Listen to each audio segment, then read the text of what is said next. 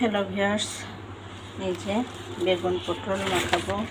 তো আপনাদের সাথে যে ইম্পর্টেন্ট টিপসটা শেয়ার করব সেটা হচ্ছে, অনেকে বেগুন পটল ভাজি করেন, তো এই যে এই লবণ হলুদটা আগে থেকে মাখিয়ে রাখেন। তাহলে হয় কি, এটার লবণ দিলে লবণের পানিটা ছাড়ে আর বেগুন পটলটা খুব নরম হয়ে যায়, আর ভাজতে গেলে খুব সহজে সিদ্ধ হয় এবং যে স্মেলটা, যে স্বাদটা, এটা আসে না। তো কখনোই এমনটি করবেন না যখনই বেগুন পটলের ভাজি করবেন।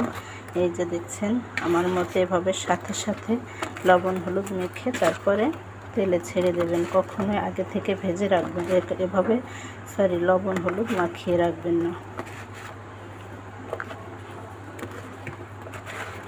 সব কিছুতে আগে থেকে মশলা মাখালে ভালো লাগে না, এটাতে আগে থেকে লবণ হলুদ মাখিয়ে রাখলে পানি ছেড়ে দেয়, আর ভাজির জন্য সেটা মোটেই পারফেক্ট না।